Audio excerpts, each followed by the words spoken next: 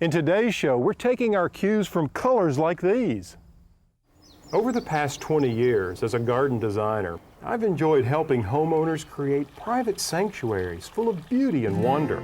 I find each garden to be a fresh opportunity to explore ways to create uniquely personal spaces.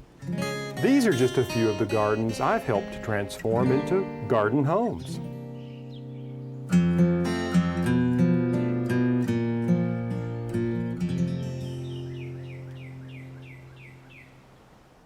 Color, color everywhere. Just look at it all. I'm standing in a sea of color. Hi, I'm Alan Smith. Welcome to the Garden Home. Now, this is a show about design and blurring the lines between inside and out. Now, as you can see, today's show is all about color inspirations, and we're in this beautiful garden in New Hampshire that's full of bold, beautiful, and brilliant blooms. We'll talk to an expert about tips for getting this kind of abundant color in your garden home.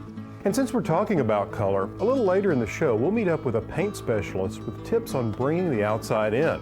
Plus, we'll find out how paint manufacturers come up with those wonderfully wacky names for paints. I mean, Solitude or Cyberspace or even Jalapeno? Who would have thought?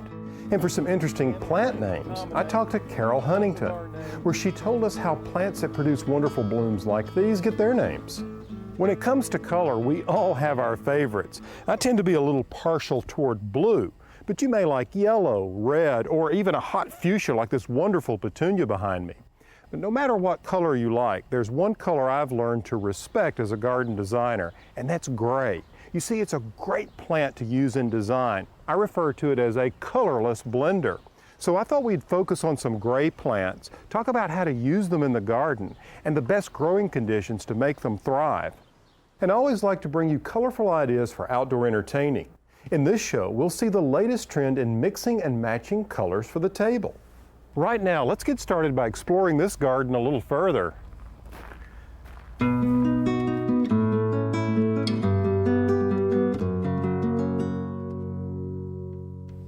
Now, before we get into the layout of this garden, I wanted to take just a moment and discuss its purpose.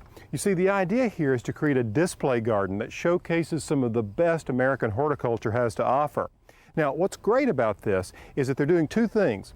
They're showing not only plants that bloom and have gorgeous flowers, but they're also focused on foliage. Now, this display garden goes beyond the individual characteristics of plants. You see, they actually showcase great combinations, and that's what I like so much about this. You see, along this fence, you've got two separate displays, one that deals with largely cool colors, mainly blues, and then over here, the focus is on yellows. You see, what's great about it is it's a very narrow bed. It's only 5 feet deep, so it's meant to look like the kind of garden we'd all have at our homes. Now, if you take a look just over the fence, you'll see these long rectangle-shaped beds, and there, all the plants that you see in the combination area are planted out, one next to the other, so they can be examined and watched throughout the growing season. Here, they're monitoring how high they grow, how many flowers they produce, how tolerant they are of the sun, and how resistant they are to pests. Now, the bottom line here is that all of this is meant to showcase plants in a way that we can use in our own gardens. If you love plants, this is the place to be. Now, this garden is really only about 150 feet by 150 feet, but it's packed with all kinds of horticultural gems that'll make your garden a more beautiful place. A centerpiece for the garden is the structure, and this fountain associated with it has a wonderful sound of water.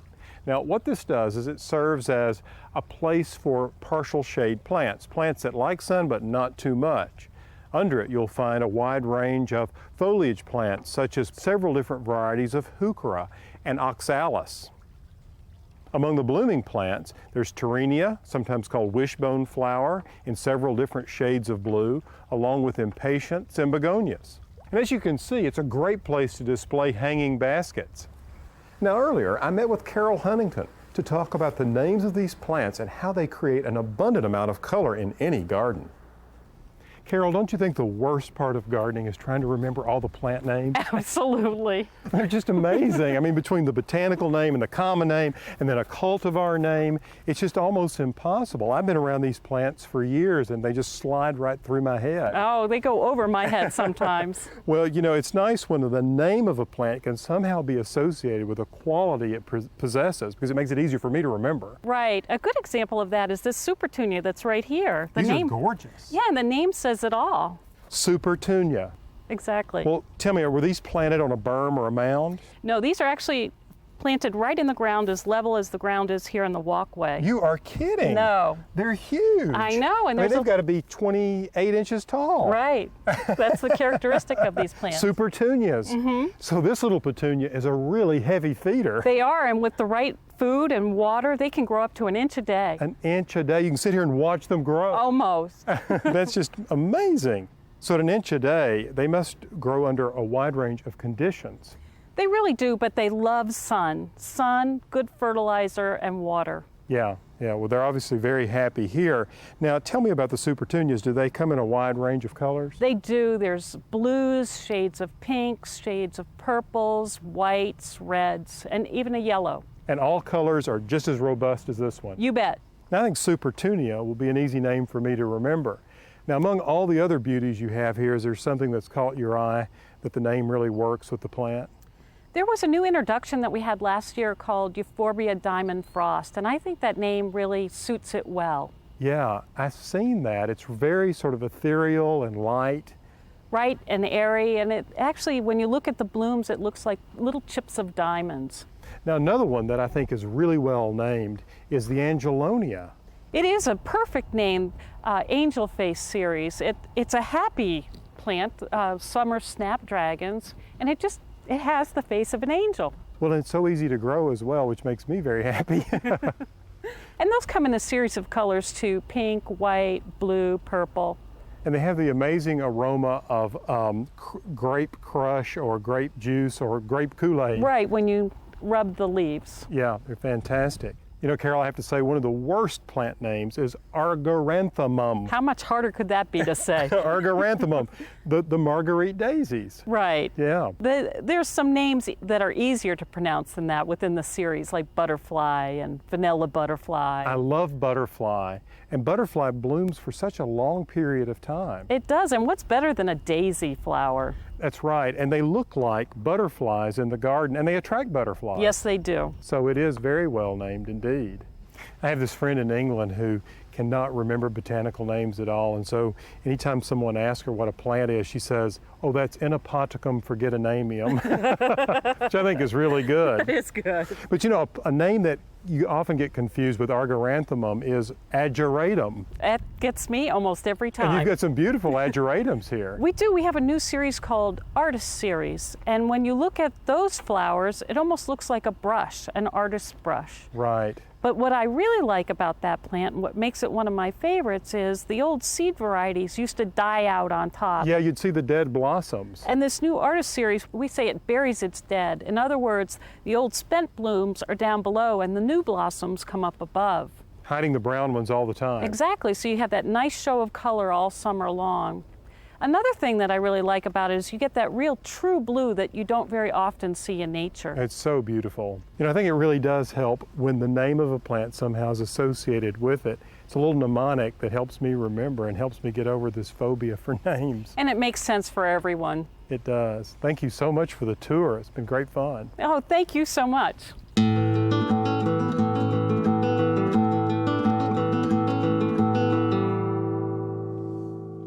I have to say that one of the more unique features in this display garden are these ensembles of windows and window boxes. What a great way to display an array of plants. But I have to focus for just a moment on the window. It's such an important architectural feature in our homes. It's really a signature. And even more than that, I think for the garden home, it's a way that we blur the lines between inside and out. It's a way that we can embrace the garden with views and vistas through the windows. Now here you can see we're looking over this gorgeous foliage. Now let's take a little closer look at the foliage itself. This is a coleus called redcoat, and behind it are the tall vertical spikes of a Dracaena. Now The other plants that you see here popping with color include this wonderful Lantana called Tiddlywinks. Now just look at a few of these cascaders. This is a Calibrachoa or a million bells called Crackling Fire. Really looks hot, doesn't it? And if you move across, you'll see this wonderful little Whirlwind white Scaevola can really take dry conditions. And then up here, this bright yellow, this is an Oenothera called Lemon Drop. Just look at this profusion of bloom and foliage, and it's all growing out of a box that's about 5 feet long, 10 inches wide, and 10 inches deep. Now what I think is so interesting about this is the color echo that you've got going between the chartreuse and bright orange and the other colors in the box. Look at the bright orange color of this bloom, this Tiddlywinks Lantana. It's an echo of the same color you see here on the Muntins. And then if you look at the surround of the window, that chartreuse color is picked up on the edge of this leaf of the redcoat coleus. Now you may find this color combination a little wild and crazy for your taste, but the point here I think is a good one. What they're showing is this relationship of the inside and the outside of our homes and how it relates to the garden itself and the colors we choose there. You see, what we're looking for is harmony, both inside and out. You know, these vibrant windows have really inspired me to want to go home and paint something. I love to use trellises and tutors throughout my garden to create vertical elements. Sometimes I paint them, but other times I let them weather naturally. Now, even if I use a long-lasting wood like real cedar, a little tip to keep in mind is to paint the legs that are going to be buried in the soil with a water-resistant sealer. You see, this will help them last longer. Now, do you remember some of those unique plants that we talked about with Carol? If you had to do some painting lately, you might have come across intriguing names for paint as well. I asked Sheri Thompson, a color forecaster for Sherwin-Williams, just exactly how these names are conjured up. Coming up with names for over 1,000 colors is really an interesting process. One of the fun stories that I like to tell as far as a color name is a color we call Relentless Olive. And for those of us that remember the 70s, we can relate to this. This is that olive green, the harvest golds, and the rust of the 70s that we hoped would go away, just never went away. This is that relentless olive green that just keeps coming back year after year, therefore the name Relentless Olive. We really pull from personal experiences, our travel experiences, trends, and pop culture. We'll come up with names that are literal in their meaning, but also have to have some emotion or inspiration tied back to them. For instance, if we had a color that was a light beige or a light brown, although those are literal in their meaning, they're not really inspirational, don't really evoke a response. You take those same colors and now you call them bagel or latte, it instantly conjures up an image of warmth and coziness and relaxation. A great example of a color that was inspired by pop culture is a color we call obstinate orange. This is a color that really reflects the changing attitudes of the younger generation. And as a mother of 2 teenagers, I know all too well the changing attitude of the younger generation. They do tend to want to surround themselves with brighter, more saturated colors. And this is really just a reflection of their attitudes as they've grown up with television and the internet and computer games. And this technology has brought more saturated colors into their lives. And as a result, they want to surround themselves with those same colors in their everyday world. When we track trends each year, we start with what's happening in the fashion industry. Both men's and women's fashion really dictate what happens in the home. But beyond that, we really watch what's happening with global cultural influences, what's happening in the economy, what technology offers us, as well as inspirations from nature. In fact, one of our trends for '06 is natural living. As we look at inspiration from nature and find ways to bring those colors into our home, we look at the colors of our garden. And it's great to be able to take the colors of your garden, the personality of your garden, and let those colors reflect into your home so you can surround yourself with those inspirations and those fresh colors year-round. Today, decks have become an extension of the home, and as a result, homeowners want the deck to reflect the personality and style of their homes. And they do that with the furnishings and the accents, the linens, the pillows, and especially the color of the deck, which can be a real canvas for creativity. We've seen so much glorious color here. In a little bit, we'll pick up some tips on how you can create the same level of intensity in your garden as we've seen here. But first, I'd like to focus on the color gray. You see, I think this color is so often underutilized in the garden. Let me show you what I mean.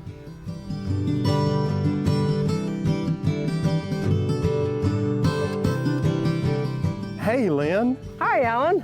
I tell you, everything looks so beautiful here. It does, it does. I can't believe these robust flowers. They're wonderful. You know, one of the great things about the displays here at Pleasant View are these little vignettes that you all have created. I just think they're so helpful to anyone coming here to get ideas on how they can use flowers and foliage. Absolutely, that's why we do it. So Yeah. our customers come in and see what we do. Well, this one's absolutely charming. So Lynn, what all do you have going on in this window box? It's really spectacular. Well, I think my favorite plant here, and the one that really makes everything come together, is this Geranium Jolly Bee. It's got incredible color. And it blooms from spring till fall. Now that's, you know, I know the old Johnson's Blue, and this is an improvement over that geranium. Oh, it's not even much improved over that geranium. It's a nicer color, I think, and it also has a much longer blooming season. As I said, it just blooms the whole summer. Yeah, I can see it's very iridescent. It's fantastic. Now you've got it coupled with some Cape daisies. Yes, this is Soprano Lilac Spoon, and the neat thing about these is they bloom all summer. Sometimes osteos stop blooming during the warmer days of summer, but these keep going. Well, they're really beautiful, and what I love about them is that the eye, the center point, is actually blue. Exactly. And another neat thing is this is called a spoon daisy because of the little end of the petals becomes spoon-shaped. Right, each end does look like a tiny spoon. Now the support plants you've used here range from lavender in the top for tall and spiky, and then cascading here it looks like a sweet potato. Yes, this is the tricolor sweet potato, and the color in the edges of the leaves are a color echo to the geranium, the Jolly Bee geranium. So that little touch of variegation really does echo or respond to the color of the flowers. That's right, it pulls everything together. Well, I notice also your lavender, the color of the lavender picks up the eye of the little Cape daisy. That's right, we try to do color echoes anytime we can. That's wonderful. Now let's take a look at this container over here. You know, Lynn, I have to tell you, all of the gray that you've used in this garden is a real turn on to me because I'm crazy about gray foliage. We love using gray. It's a good backdrop for a lot of plants. It really is fantastic. Now here we sort of have the opposite going on from the window box. There we had a lot of foliage with a few blooms. Here we have a lot of blooms and just a touch of foliage as the accent. Exactly. They both work. Now this is a helichrysum. We've got two varieties of helichrysum right. here. This is icicles. This is a more upright variety, and this is Nana. Beautiful, beautiful. They're almost metallic. They are, exactly. Wonderful. Of course, we've got Gara here, which is so easy to grow, and then one of those Supertunias surrounding the container. Right, and then we have a little bit of Calibrachoa in the front as well, with the same color as the Supertunia. Now, Lynn, I know you've spent a lot of time out here in this garden, so I'm sure you've developed some favorite gray plants. What are a few of them? Sure, one of my favorites is Artemisia Huntington. It's a real silvery plant, grows upright. Great for the border. Yep. Another one is Lamium pink Chablis.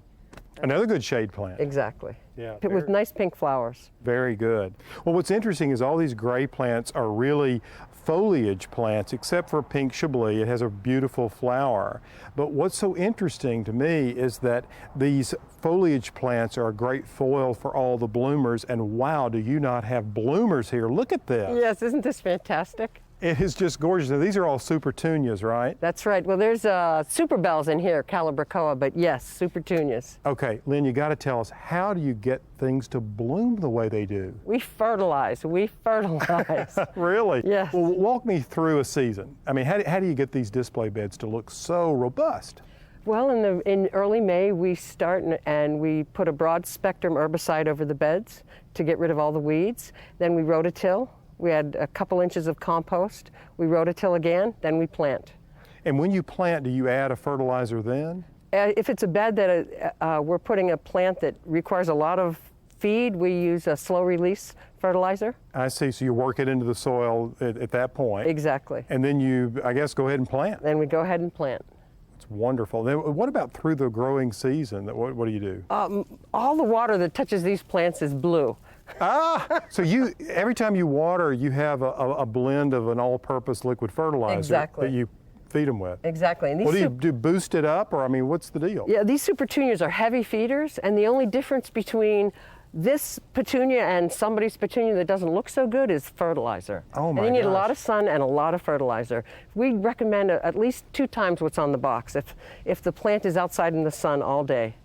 Oh, this has been wonderful. Thank you so much. Thank you for coming. Oh, my pleasure.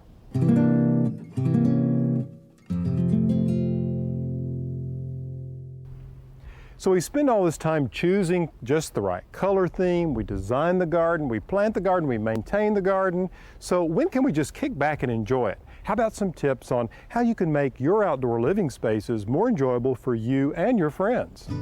We stopped by Cobblestone and Vine, where we learned about the latest trends in seasonal outdoor entertaining and mixing and matching colors and fabrics. It's really fun when the customers come in and they're all excited about what's new and what's hot for spring, and they see these wonderful bright colors and think that how easy it could be for them to take it home and use it for themselves and to entertain with. One of the hottest trends right now is the outdoor kitchen and entertaining out of doors. People are really excited about being able to go outside and set a table with wares that they normally use indoors, and they're comfortable with bringing them out of doors because of the price of a lot of this pottery. Choose pottery that's inexpensive so you're not afraid to bring it outdoors. You're not afraid to break it. You're not afraid to use it.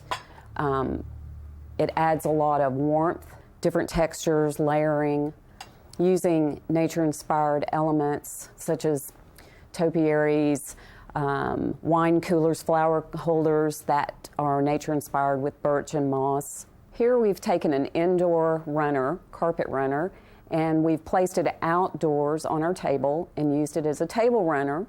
You can also go to your stores and choose from a wide variety of carpet runners with different colors, depending on your color scheme that you'll be using. We wanted this table to be easy, comfortable, with unexpected elements to make the transition easy of bringing the indoor pottery outside, feeling comfortable using it, using bright colors. An easy way to bring a lot of color to the table is by using different napkins and placemats. Mix and match. We have napkin rings that are made by a local artist here. As you can see, different types. We have roses and tulips and daisies. The different textures of the pottery, ruffle plates, flat plates that have stripes, mixing of the colors. Using bright candles. Candles are very important at night to give a nice ambiance. The exciting thing about this is being able to bring elements of nature as we did with the moss-covered chargers. For instance, they can use the birch-covered, moss-covered floral container for wine, flowers. It holds water. It adds an interesting element to the table. It's fun. We're bringing in lots of color that we've picked up from the table runner. It's easy to make the transition into fall. We've taken an arrangement that has preserved flowers and preserved grasses and put in a fall container to accent the table. We've also used an iron candelabra with fun striped candles in the fall colors. We've taken elements of iron accessories and incorporated it in the table. As you can see, we're using iron napkin rings that have motifs. We have iron goblet stems. We've left the table exposed to add texture. We've used hurricane glasses on an iron base filled with fall fruit to bring a little added color to the table.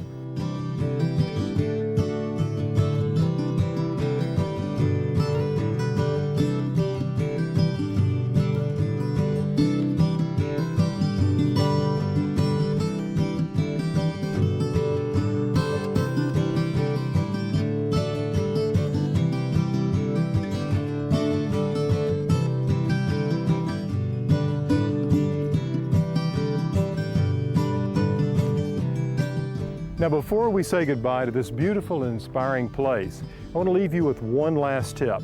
If you want big, bold, eye-popping color like this, you have to be generous. You have to plant with abundance. Plant in big drifts of 10, 15, or even 20 plants to get this eye-popping effect. I hope you've enjoyed the show as much as I have. Until next time, from the Garden Home, I'm Alan Smith.